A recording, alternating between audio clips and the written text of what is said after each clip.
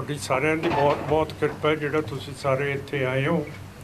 ਵਾਹਿਗੁਰੂ ਜੀ ਕਾ ਖਾਲਸਾ, ਵਾਹਿਗੁਰੂ ਜੀ ਕੀ ਫਤਿਹ। ਅੱਜ ਸਾਡੀ ਪਾਰਟੀ ਦਾ ਵਿਸ਼ਾ ਇਹ ਹੈ ਕਿ ਸਿੱਖ ਕੌਮ ਨੂੰ ਆਪਣੀ ਇੱਜ਼ਤ ਦਾ ਸਥਾਨ ਇੰਡੀਆ ਦੇ ਵਿੱਚ ਨਹੀਂ ਮਿਲ ਰਿਹਾ। ਪ੍ਰਾਈਮ ਮਿਨਿਸਟਰ ਨੇ ਵੀ ਕੱਲ੍ਹ ਮੀਟਿੰਗ ਸਿੱਖ ਲੀਡਰਸ ਦੇ ਨਾਲ ਕੀਤੀ ਹੈ। ਮੀਟਿੰਗ ਸਿੱਖ ਲੀਡਰਸ ਦੇ ਨਾਲ ਕਰਨੀ ਬਹੁਤ ਅੱਛੀ ਹੁੰਦੀ ਹੈ ਪ੍ਰਾਈਮ ਮਿਨਿਸਟਰ ਦੀ, ਪਰ ਜਿਹੜੇ ਸਿੱਖਾਂ ਦੇ ਇਸ਼ੂਜ਼ ਹੈਗੇ ਹੈ ਉਹ ਤਾਂ ਅਜੇ ਤੱਕ ਕੋਈ ਵੀ ਨਹੀਂ ਟੱਚ ਕਰ ਰਿਹਾ, ਜਿਹੜੀ ਬਹੁਤ ਅਫਸੋਸ ਦੀ ਗੱਲ ਹੈ। ਪਰ ਜੇ ਗੜਬੜ ਕੱਲ੍ਹ ਪਟਿਆਲੇ ਦੇ ਵਿੱਚ ਹੋਈ ਹੈ, ਆ ਇੱਕ ਬਹੁਤ ਵੱਡਾ ਅੰਗਰੇਜ਼ੀ ਦਾ ਪੇਪਰ ਕਹਿ ਰਿਹਾ ਹੈ ਕਿ ਇਹਦੀ ਵਜ੍ਹਾ ਹੈਗੀ ਹੈ ਕਿ ਜਿਹੜੇ ਧਾਰਮਿਕ ਅਤੇ ਸਿਆਸੀ ਬੰਦਿਆਂ ਤੋਂ ਕੋਲੋਂ ਸਿਕਿਉਰਿਟੀ ਖੋਈ ਗਈ ਹੈ, ਉਹਨਾਂ ਨੇ ਗੜਬੜ ਕਰਾਈ ਹੈ। ਹੁਣ ਤੁਸੀਂ ਦੱਸੋ, ਜਿਹੜੇ ਇਹੋ ਜਿਹੇ ਲੀਡਰ ਹੈ ਜਿਹੜੇ ਸਿਕਿਉਰਿਟੀ ਦੇ ਨਾਲ ਹੀ ਚੱਲਦੇ ਹੈ, ਇਹਦਾ ਮਤਲਬ ਹੈ ਕਿ ਉਹਨਾਂ ਦੀ ਮੈਸ ਫੋਲੋਇੰਗ ਹੈ ਨਹੀਂ ਗੀ। ਜੇ ਮੈਸ ਫੋਲੋਇੰਗ ਹੋਵੇ ਤਾਂ ਉਹ ਸਿਕਿਉਰਿਟੀ ਨਾ ਮੰਗਣ। ਸੋ ਗੜਬੜ ਦਾ ਕਹਿਣਾ ਹੈ ਕਿ ਰਿਲੀਜੀਅਸ ਅਤੇ ਪੋਲੀਟੀਕਲ ਬੰਦੇ ਜਿਨ੍ਹਾਂ ਦੀ ਸਿਕਿਉਰਿਟੀ ਖੁੱਸ ਗਈ ਹੈ, ਬਤੌਰ ਮੈਨੂੰ as a Sikh, as a individual ਇਹ ਸਮਝ ਨਹੀਂ ਆਉਂਦੀ। ਫਿਰ ਜੇ ਸਿੱਖ ਇੰਡੀਆ ਦੇ ਵਿੱਚ ਸੈਟਿਸਫਾਈਡ ਹੈ, ਇਹ ਪੇਪਰ ਕਹਿੰਦਾ ਕਿ ਬਾਹਰ ਦੇ ਮੁਲਕਾਂ ਨੇ, ਪਾਕਿਸਤਾਨ, ਇਟਲੀ, ਕੈਨੇਡਾ ਅਤੇ ਅਮਰੀਕਾ ਨੇ ਗੜਬੜ ਦੇ ਵਿੱਚ ਹਿੱਸਾ ਲਿਆ। ਮੇਰਾ ਕਹਿਣ ਦਾ ਭਾਵ ਹੈ ਕਿ ਜੇ ਇੱਥੇ ਸਿੱਖ ਸੰਤੁਸ਼ਟੀ ਦੇ ਨਾਲ ਰਹਿ ਰਹੇ ਹੈ, ਫਿਰ ਬਾਹਰ ਦੇ ਮੁਲਕ ਸਿੱਖਾਂ ਨੂੰ ਕਿਉਂ ਭੜਕਾਉਣਗੇ? ਫਿਰ ਕੱਲ੍ਹ ਹੀ ਸਮੇਤ ਸੈਣੀ ਨੇ, ਜਿਸ ਨੇ ਸਿੱਖਾਂ ਦਾ ਕਤਲੇਆਮ ਕੀਤਾ ਹੈ, ਉਸ ਨੂੰ ਫਿਰ ਇੱਕ ਝਾਂਡੀਆ ਜੱਜ ਨੇ ਬੇਲ ਦੇ ਦਿੱਤੀ ਹੈ।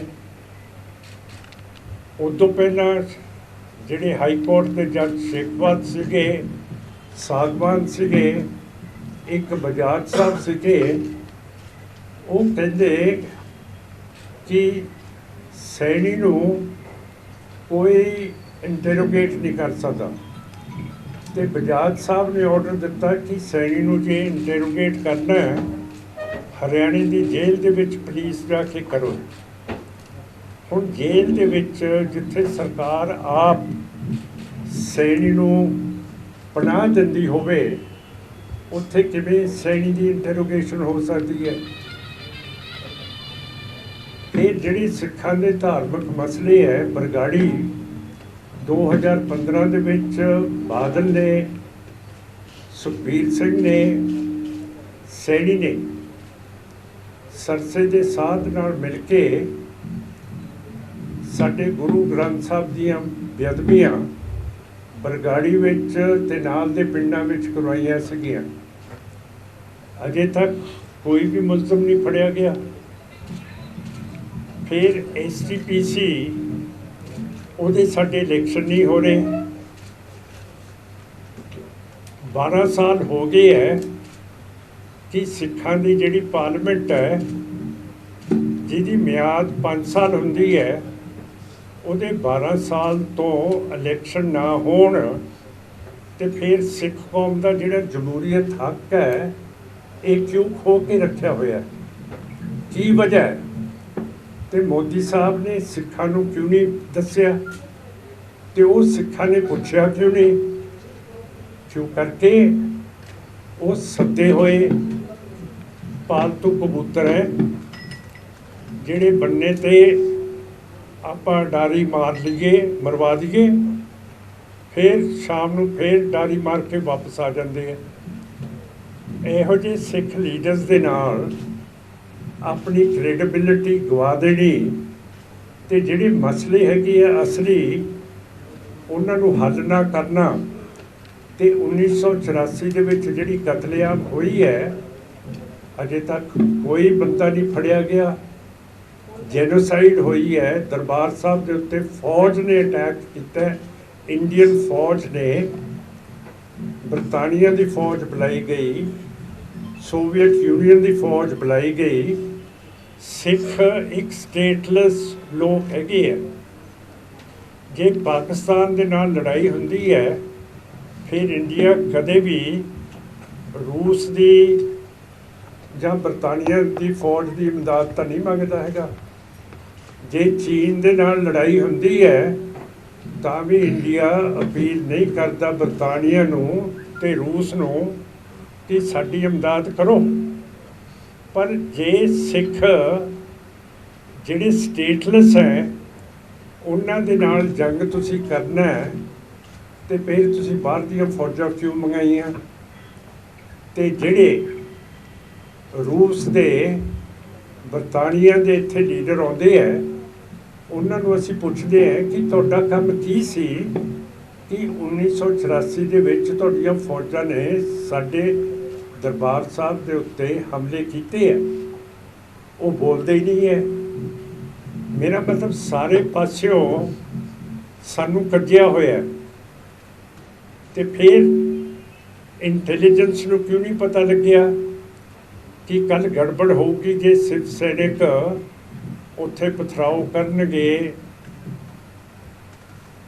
ਸਿੱਖਾਂ ਦੇ ਪੁਤਲੇ ਸਾੜਨਗੇ? ਉਹਨਾਂ 'ਤੇ ਐਕਸ਼ਨ ਹੋਣਾ ਚਾਹੀਦਾ ਸੀ। ਆਪਣੀ ਫੇਲੀਅਰ ਦਿਖਾ ਕੇ ਹੁਣ ਸਿੱਖਾਂ ਦਾ ਕਸੂਰ ਕੱਢਦੇ ਹੈ ਟ੍ਰਿਬਿਊਨ ਵਾਲੇ ਕਿ ਜੀ ਇਹ ਤਾਂ ਬਾਹਰ ਦੇ ਬੰਦੇ ਸੀਗੇ, ਇਟਲੀ, ਅਮਰੀਕਾ, ਕੈਨੇਡਾ ਦੇ, ਜਿਨ੍ਹਾਂ ਨੇ ਭੜਕਾਇਆ ਹੈਗਾ।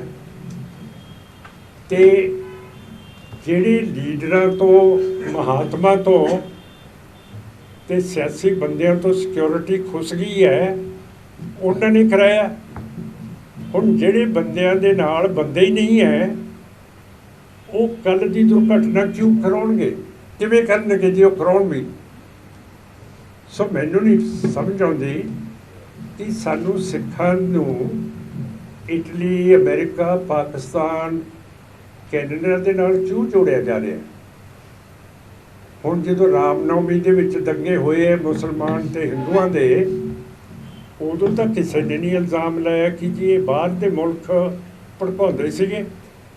ਪਾਕਿਸਤਾਨ ਦਾ ਜ਼ਰੂਰ ਨਾ ਆਇਆ, ਉਹਦਾ ਇਸ਼ਾਰਾ ਸੀਗਾ ਕਿ ਮੁਸਲਮਾਨਾਂ ਨੂੰ ਭੜਕਾ ਰਹੇ ਹੈ।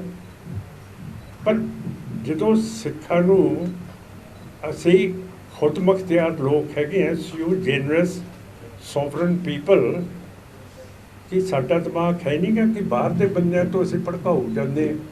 ਹੁਣ ਜਿਹੜਾ ਮੈਂ ਚੀਜ਼ਾਂ ਕਹਿ ਰਿਹਾ, ਗੱਲ ਤਾਂ ਇੱਥੇ ਆਉਂਦੀ ਹੈ ਕਿ ਸਾਡੇ ਮਸਲਾ ਕੋਈ ਹੱਲ ਨਹੀਂ ਹੋਇਆ, ਸਾਡੀ ਜਮਹੂਰੀਅਤ ਖੋਈ ਗਈ ਹੈ। ਇਹ ਬਹੁਤ ਸੀਰੀਅਸ ਹੈ। ਜੇ ਮੈਜੋਰਿਟੇਰੀਅਨਸ ਦੀ ਜਮਹੂਰੀਅਤ 12 ਸਾਲ ਦੇ ਲਈ ਦਿੱਲੀ ਦੀ ਪਾਰਲੀਮੈਂਟ ਬੰਦ ਕੀਤੀ ਜਾਵੇ ਤਾਂ ਫਿਰ ਬਹੁਗਿਣਤੀ ਕਿਵੇਂ ਮਹਿਸੂਸ ਕਰੋਗੇ? ਬਹੁਗਿਣਤੀ ਨੇ ਸਿੱਖ ਦਾ ਹਿਰਦਾ ਕਦੇ ਚੀਰ ਕੇ ਦੇਖਿਆ ਕਿ ਸਾਡਾ ਮੈਜੋਰਿਟੇਰੀਅਨਸ ਦਾ ਤੇ ਸਿੱਖਾਂ ਦਾ ਹਿਰਦਾ ਇੱਕੋ ਹੀ ਹੈ ਤੇ ਦਰਦ ਇੱਕੋ ਜਿਹੀ ਹੁੰਦੀ ਹੈ ਸਿੱਖ ਨੂੰ ਜੇ ਮੈਜੋਰਿਟੇਰੀਅਨ ਦੀ ਪਾਰਲੀਮੈਂਟ ਦੇ ਇਲੈਕਸ਼ਨ 12 ਸਾਲ ਤੱਕ ਰੋਕੇ ਜਾਣ। ਪਰ ਇਹ ਕੋਈ ਦੇਖਦਾ ਹੀ ਨਹੀਂ ਹੈ। ਉੱਤੋਂ ਦੇ ਉੱਤੇ ਸਾਨੂੰ ਰਗੜਾ ਚੜ੍ਹ ਜਾਂਦੇ ਹੈ। ਸੋ ਇਹ ਸਾਰੀਆਂ ਚੀਜ਼ਾਂ ਹੈਗੀਆਂ ਜੀ ਜਿਹੜੀਆਂ ਇਹ ਆਪਾਂ ਨੂੰ ਕਰਨੀਆਂ ਪੈਣੀਆਂ।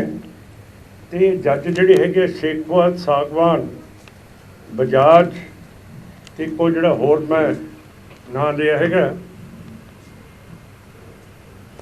ਹਾਈ ਕੋਰਟ ਨੂੰ ਵੀ ਦੇਖਣਾ ਚਾਹੀਦਾ ਕਿ ਤੁਸੀਂ ਇੱਕਦਮ ਜਿਹੜੇ ਡਰੱਗ ਲੌਰਡਸ ਨੇ, ਜਿਹੜੇ ਨਸ਼ੇ ਵੇਚਦੇ ਹੈ, ਜੇ ਉਹ ਫੜੇ ਜਾਣ ਤੇ ਉਹ ਕਹਿੰਦੇ ਜੀ ਸਾਡੇ ਉੱਤੇ ਤਾਂ ਸਿਆਸੀ ਕੇਸ ਬਣਾਇਆ। ਹੁਣ ਸਿਆਸੀ ਕੇਸ ਕਿਵੇਂ ਬਣ ਗਿਆ? ਜੇ ਤੁਸੀਂ ਧੰਦਾ ਕਰਦੇ ਹੋ ਤੇ ਤੁਹਾਡੇ ਉੱਤੇ ਕੇਸ ਬਣਦੇ ਹੈ। ਤੇ ਜਿੰਨੇ ਵੀ ਬਦਮਾਸ਼ ਹੁੰਦੇ ਹੈ, ਮੈਂ ਪੁਲਿਸ ਆਫਿਸਰ ਰਿਹਾ, ਇਹ ਤਾਂ ਜਿਹੜੀ ਰੂਲਿੰਗ ਪਾਰਟੀ ਹੁੰਦੀ ਹੈ ਉਹਦੇ ਨਾਲ ਚੱਲਦੇ ਹੈ। ਇਹ ਕਿਸੇ ਦੇ ਸਕੇ ਨਹੀਂ ਹੁੰਦੇ। ਜਿਹਦੀ ਹੁਕੂਮਤ ਹੁੰਦੀ ਹੈ ਉਹਦੇ ਨਾਲ ਇਹ ਡਰੱਗ ਲੌਰਡ ਬਦਮਾਸ਼ ਜਿੰਨੇ ਵੀ ਹੈ ਉਹ ਚੱਲਦੇ ਹੈ। ਅਤੇ ਇਹਦੇ ਵਿੱਚ ਸੁਪਰੀਮ ਕੋਰਟ ਵੀ ਬੇਲ ਦੇਈ ਜਾਂਦੀ ਹੈ, ਹਾਈ ਕੋਰਟ ਵੀ ਦੇਈ ਜਾਂਦੀ ਹੈ, ਫਿਰ ਕਹਿੰਦੀ ਹੈ ਲਾਅ ਐਂਡ ਆਰਡਰ ਖਰਾਬ ਹੋ ਗਿਆ। ਹੁਣ ਤੁਸੀਂ ਦੱਸੋ ਕਿ IB ਹੈ, ਰॉ ਵੀ ਹੈਗੀ ਹੈ, ਜਿਹੜੀ ਬਾਹਰ ਦੇ ਮੁਲਕਾਂ ਦੇ ਵਿੱਚ ਸਿੱਖਾਂ ਦੀ ਇਨਫੋਰਮੇਸ਼ਨ ਹਰੇਕ ਗੁਰਦੁਆਰੇ 'ਚੋਂ ਕਲੈਕਟ ਕਰਦੀ ਹੈ। ਇੱਥੋਂ ਦੀ CID ਹੈ, ਚੰਡੀਗੜ੍ਹ ਦੀ CID ਹੈ। ਇਹਨਾਂ ਨੇ ਇਤਲਾਹ ਕਿਉਂ ਨਹੀਂ ਸਰਕਾਰ ਨੂੰ ਦਿੱਤੀ ਕਿ ਪਟਿਆਲੇ ਦੇ ਵਿੱਚ ਗੜਬੜ ਹੋਊਗੀ? ਹੁਣ ਜਿਹੜੀ IB ਹੈ ਅਤੇ ਰॉ ਹੈ, ਮਿਲਟਰੀ ਇੰਟੈਲੀਜੈਂਸ ਹੈ, ਇਹਨਾਂ ਨੇ 2020 ਤੋਂ ਪਹਿਲਾਂ ਹਕੂਮਤ ਨੂੰ ਕਿਉਂ ਨਹੀਂ ਦੱਸਿਆ ਕਿ ਚੀਨੀਆਂ ਨੇ ਅਟੈਕ ਕਰਨਾ ਤੁਹਾਡੇ ਉੱਤੇ? ਫਿਰ ਇਹ ਏਜੰਸੀਜ਼ ਨੇ ਕਿਉਂ ਨਹੀਂ ਦੱਸਿਆ ਹਕੂਮਤ ਨੇ ਕਿ ਅਮਰੀਕਾ ਨੇ ਇੱਕਦਮ ਅਫਗਾਨਿਸਤਾਨ ਨੂੰ ਛੱਡ ਜਾਣਾ ਹੈ ਅਤੇ ਤੁਸੀਂ ਜਿੰਨੇ ਵੀ ਇੰਡੀਅਨਸ ਹੈਗੇ ਆ, ਹਿੰਦੂ ਸਿੱਖ, ਉਹਦੇ ਤੋਂ ਪਹਿਲਾਂ ਇਹਨਾਂ ਨੂੰ ਬਾਹਰ ਕੱਢੋ। ਫਿਰ ਇਹ ਵੀ ਤੁਹਾਨੂੰ ਵੀ ਅਤੇ ਮੈਨੂੰ ਵੀ, ਪਰ IB ਰॉ ਮਿਲਟਰੀ ਇੰਟੈਲੀਜੈਂਸ ਅਤੇ ਜਿੰਨੇ ਵੀ ਸਾਡੇ ਸਫੀਰਖਾਨੇ ਹੈ IFS ਦੇ, ਉਹਨਾਂ ਨੇ ਕਿਉਂ ਨਹੀਂ ਦੱਸਿਆ ਕਿ ਰੂਸ ਯੂਕਰੇਨ ਦੇ ਉੱਤੇ ਹਮਲਾ ਕਰੂਗੀ ਅਤੇ ਜਿੰਨੇ ਵੀ ਇੰਡੀਅਨ ਡਾਕਟਰਸ ਨੇ ਗਵਰਨਮੈਂਟ ਆਫ ਇੰਡੀਆ ਉਹਨਾਂ ਨੂੰ ਬਾਹਰ ਕੱਢ ਲਏ ਉਹਦੇ ਤੋਂ ਪਹਿਲਾਂ। ਹੁਣ ਇੰਨਾ ਮੈਸਿਵ ਫੇਲੀਅਰ ਹੈ ਸਰਕਾਰ ਦਾ ਅਤੇ ਨਾਂ ਲਾਈ ਜਾਣਾ ਸਿੱਖਾਂ ਦਾ। ਅਤੇ ਦੇਖੋ ਅਮਿਤ ਸ਼ਾਹ ਨੇ ਅਤੇ ਸੈਂਟਰ ਹੋਮ ਸੈਕਟਰੀ ਨੇ ਮਿਸਟਰ ਭੱਲੇ ਨੇ ਰਾਮਨਵਮੀ ਤੋਂ ਪਹਿਲਾਂ ਕਿਉਂ ਨਹੀਂ ਸਾਰੀਆਂ ਸਟੇਟਸ ਨੂੰ ਦੱਸਿਆ ਕਿ ਡਰ ਹੈਗਾ ਦੰਗੇ ਹੋਣਗੇ? ਅਤੇ ਤੁਸੀਂ ਚੌਕਸੀ ਵਧਾ ਦਿਓ। ਅਤੇ ਫਿਰ ਕੀ ਮਤਲਬ ਸੀ ਕਿ BJP ਅਤੇ RSS ਅਤੇ ਸ਼ਿਵ ਸੈਨਾ ਦੇ ਲੋਕ ਰਾਮਨਵਮੀ ਦੇ ਜਲੂਸ ਦੇ ਵਿੱਚ ਮਸੀਤਾਂ ਦੇ ਉੱਤੇ ਭਗਵੇਂ ਰੰਗ ਦੇ ਝੰਡੇ ਚਾੜ੍ਹ ਰਹੇ ਸੀਗੇ। ਅੱਛਾ, ਹੁਣ ਜਦੋਂ ਖਤਮ ਹੋਏ ਆ ਰਾਮਨਵਮੀ ਦੇ, ਫੜੇ ਸਾਰੇ ਮੁਸਲਮਾਨ ਨੇ ਝੰਡੇ, BJP RSS ਨੇ ਚੜ੍ਹਾਏ ਆ, ਫੜੇ ਸਾਰੇ ਮੁਸਲਮਾਨ ਨੇ। ਅਸੀਂ ਫਿਰ ਕਿੱਥੇ ਮਾਈਨੋਰਿਟੀਜ਼ ਕਿੱਥੇ ਜਾਈਏ? ਹੁਣ 20 ਕਰੋੜ ਮੁਸਲਮਾਨ ਹੈ, ਜੇ ਉਹਦੇ ਨਾਲ ਛੇੜਖਾਨੀ ਕਰੀ ਜਾਓਗੇ ਉਸ ਨੇ ਤਾਂ ਕੋਈ ਨਾ ਕੋਈ ਜਵਾਬ ਦਊਗਾ। ਅਤੇ ਤੁਹਾਡੀ ਮਿਲਟਰੀ ਕੀ ਕਰ ਰਹੀ ਹੈ? ਉਹ ਬਾਰਡਰ ਕਿਉਂ ਨਹੀਂ ਸਾਂਭ ਸਕਦੀ? ਕਿਉਂ ਕਰਕੇ ਉਸ ਨੂੰ ਇੰਡੀਆ ਨੇ ਆਪਣੀ ਇੰਟਰਨਲ ਸਿਕਿਉਰਿਟੀ ਦੇ ਉੱਤੇ ਲਾਇਆ ਹੋਇਆ। ਲੱਦਾਖ ਦੇ ਵਿੱਚ, ਕਸ਼ਮੀਰ ਦੇ ਉੱਤੇ, ਪਾਕਿਸਤਾਨ ਅਤੇ ਪੰਜਾਬ ਦੇ ਉੱਤੇ BSF ਦਾ ਵੀ ਦਾਇਰਾ 50 ਕਿਲੋਮੀਟਰ ਅੰਦਰ ਪੰਜਾਬ ਦੇ ਕਰਤਾ ਹੈ ਕਿ ਸਿੱਖ ਗੜਬੜ ਕਰਨਗੇ। ਕਿਹੜੀ ਗੜਬੜ ਕੀਤੀ ਹੈ ਜੀ ਸਿੱਖਾਂ ਨੇ? ਐਵੇਂ ਸਿੱਖਾਂ ਦਾ ਨਾਮ ਬਦਨਾਮ ਕਰੀ ਜਾਣਾ। ਮੈਂ ਤਾਂ ਪ੍ਰਾਈਮ ਮਿਨਿਸਟਰ ਨੂੰ ਸਲਾਹ ਦਿੰਦਾ ਕਿ ਜਿਹੜੀ ਫੌਜ ਹੈ, ਆਰਮੀ ਹੈ, ਇਸ ਨੂੰ ਤੁਸੀਂ ਡਿਫੈਂਸ ਮਿਨਿਸਟਰੀ ਤੋਂ ਕੱਢ ਕੇ ਯੂਨੀਅਨ ਹੋਮ ਮਿਨਿਸਟਰੀ ਥੱਲੇ ਲਾ ਦਿਓ। ਕਿਉਂ ਕਰਕੇ ਬਾਰਡਰ ਦੀ ਰੱਖਿਆ ਤਾਂ ਕਰ ਨਹੀਂ ਰਹੀ। ਇਹ ਤਾਂ ਇੰਡੀਆ ਦੇ ਵਿੱਚ ਜਿਹੜੀ ਗੜਬੜ ਹੈ, ਛੱਤੀਸਗੜ੍ਹ ਦੇ ਵਿੱਚ ਕਹਿ ਦਿੰਦੇ ਆ ਕਿ ਜੀ ਜਿਹੜੇ ਆਦਿਵਾਸੀ ਹੈ ਉਹ ਆਪਣੇ ਹੱਕ ਮੰਗਦੇ ਹੈ। ਵੱਡੇ ਵੱਡੇ ਬਿਜ਼ਨਸਮੈਨ ਕਹਿੰਦੇ ਹੈ ਕਿ ਇਹ ਜੰਗਲਾਂ ਵਿੱਚ ਰਹਿਣ ਵਾਲੇ ਬੰਦੇ ਹੈ, ਇਹਨਾਂ ਦੇ ਜਿੰਨੇ ਵੀ ਸੋਮੇ ਹੈਗੇ ਹੈ, ਪਾਣੀ ਹੈਗਾ, ਹੀਰੇ ਜਵਾਹਰ ਹੈ, ਸੋਨਾ ਹੈ, ਲੱਕੜ ਹੈ, ਉਹ ਕੱਢ ਲਈਏ। ਉਹ ਵਿਚਾਰੇ ਔਖੇ ਹੈ, ਉਹਨਾਂ ਨੂੰ ਕਹਿੰਦੇ ਇਹ ਮਾਓਵਾਦੀ ਹੈ ਅਤੇ ਨਕਸਲਾਈਟ ਹੈ, ਜਿਹਦਾ ਮਤਲਬ ਹੈ ਕਿ ਸਰਕਾਰ ਨੂੰ ਬਹਾਨਾ ਮਿਲ ਜਾਂਦਾ ਹੈ ਕਿ ਇਹਨਾਂ ਨੂੰ ਮਾਰੋ ਗੋਲੀ। ਹੁਣ ਠਾਕਰ ਸਾਹਿਬ ਆਪਣੇ ਸੈਂਟਰ ਦੇ ਇਨਫੋਰਮੇਸ਼ਨ ਮਿਨਿਸਟਰ ਨੇ, ਉਹ ਕਹਿੰਦੇ ਹੈ, ਕੀ ਕਹਿੰਦੇ ਹੈ, देश के गद्दारों को गोली मारो सालों को। ਹੁਣ ਜੇ ਇਸ ਦੇਸ਼ ਦੇ ਗਰਦਾਰ ਠਾਕਰ ਸਾਹਿਬ ਦੇ ਸਾਲੇ ਹੈ ਤੇ ਮਿਸਿਸ ਠਾਕੁਰ ਨੂੰ ਆਬਜੈਕਸ਼ਨ ਕਰਨਾ ਚਾਹੀਦਾ ਹੈ ਕਿ ਭਾਈ ਤੂੰ ਇਹ ਮੇਰੇ ਵੀਰਾਂ ਨੂੰ ਗਾਲਾਂ ਕੱਢੀ ਜਾਂਦਾ, ਗੋਲੀ ਮਾਰ ਲੈਂਦੀ ਨਹੀਂ। ਨਾ ਮੋਦੀ ਸਾਹਿਬ ਬੋਲਦੇ ਹੈ, ਨਾ ਬੋਲਦੇ ਅਮਿਤ ਸ਼ਾਹ ਜੀ, ਨਾ ਭੱਲਾ ਜੀ ਜਿਹੜੇ ਹੋਮ ਸੈਕਟਰੀ ਹੈ। ਅੱਛਾ, ਇੰਨਾ ਮੈਸਿਵ ਫੇਲੀਅਰ ਹੋ ਗਿਆ ਇੰਟੈਲੀਜੈਂਸ ਦਾ, ਯੂਨੀਅਨ ਹੋਮ ਸੈਕਟਰੀ ਮਿਸਟਰ ਭੱਲੇ ਨੂੰ ਵੀ 1 ਸਾਲ ਨੌਕਰੀ ਹੋਰ ਵਧਾ ਦਿੱਤੀ ਹੈ। ਉਹਨੇ ਰਿਟਾਇਰ ਹੋ ਜਾਣਾ ਸੀਗਾ। ਰੌ ਦਾ ਜਿਹੜਾ ਡਾਇਰੈਕਟਰ ਹੈ ਉਹਨੇ ਵੀ ਰਿਟਾਇਰ ਹੋਣਾ ਸੀਗਾ, ਉਹਨੂੰ 1 ਸਾਲ ਦੀ ਹੋਰ ਅਮੋਲਤ ਦੇਤੀ ਹੈ। ਆਈਬੀ ਦਾ ਡਾਇਰੈਕਟਰ ਨੇ ਰਿਟਾਇਰ ਹੋਣਾ ਸੀ, ਉਸ ਨੂੰ 1 ਸਾਲ ਨੌਕਰੀ ਹੋਰ ਵਧਾਤੀ ਹੈ। ਤਾਂ ਮੇਰਾ ਮਤਲਬ ਹੈ ਕਿ ਜੇ ਤੁਸੀਂ ਨਲਾਇਕਾਂ ਨੂੰ ਅੱਗੇ ਲੈ ਕੇ ਆਓਗੇ, ਤੁਸੀਂ ਤਾਂ ਫਿਰ ਨਲਾਇਕੀ ਨੂੰ ਵਧਾਵਾ ਦੇ ਰਹੇ ਹੋ। ਤੁਹਾਡੇ ਵਿੱਚ ਕੋਈ ਆਪਣੀ ਦੇਸ਼ ਭਗਤੀ ਤਾਂ ਹੈ ਨਹੀਂ ਗੀ। ਹੁਣ ਦੇਸ਼ ਭਗਤੀ ਕਿੱਥੋਂ ਆਊਗੀ ਜਦੋਂ ਸਾਡੇ ਹਿੰਦੂ ਵੀਰ ਨੇ ਇਤਿਹਾਸ ਦੇ ਵਿੱਚ ਰਾਜ ਨਹੀਂ ਕੀਤਾ ਕਦੇ। ਯੋਧਿਆਂ ਦਾ ਨਾਂ ਸੁਣਦੇ ਹੈ, ਉਸ ਤੋਂ ਬਾਅਦ ਤਾਂ 1947 ਤੋਂ ਬਾਅਦ ਆਇਆ। ਫਿਰ ਇਹ ਇੱਡੀ ਵੱਡੀ ਕੰਟਰੀ ਨੂੰ ਕਿਵੇਂ ਸਾਂਭੂਗਾ, ਕਿਵੇਂ ਕਰੂਗਾ? ਤਜਰਬਾ ਪਿੱਛੇ ਹੈ ਨਹੀਂ ਗਾ। 1962 ਦੇ ਵਿੱਚ 40,000 ਸਕੁਅਰ ਕਿਲੋਮੀਟਰ ਇੰਡੀਆ ਨੇ ਲਦਾਖ ਦਾ ਏਰੀਆ ਚੀਨ ਨੂੰ ਦੇਤਾ। 2020 'ਚ 900 ਸਕੁਅਰ ਕਿਲੋਮੀਟਰ ਫਿਰ ਚੀਨ ਨੂੰ ਲਟਾਤਾ। ਉਹਦੀ ਗੱਲ ਤਾਂ ਕੋਈ ਪ੍ਰੈਸ ਨਹੀਂ ਕਰਦਾ, ਕੋਈ ਕੁਛ ਨਹੀਂ ਕਰਦਾ। ਕਿਉਂ ਕਰਕੇ ਉਹ ਤਾਂ ਬਹੁਤ ਬੇਸ਼ਰਮੀ ਦੀ ਗੱਲ ਹੈ ਕਿ ਤੁਹਾਡੀ ਫੌਜ ਪਤਾ ਨਹੀਂ ਬੁੱਢੀ ਹੋ ਗਈ ਹੈ, ਪੁਰਾਣੀ ਹੋ ਗਈ ਹੈ। 67% ਤਿੰਨੇ ਫੌਜ, 에ਅਰਫੋਰਸ, ਨੇਵੀ ਤੇ ਫੌਜ ਦਾ ਜਿਹੜਾ ਅਸਲਾ ਹੈ 67%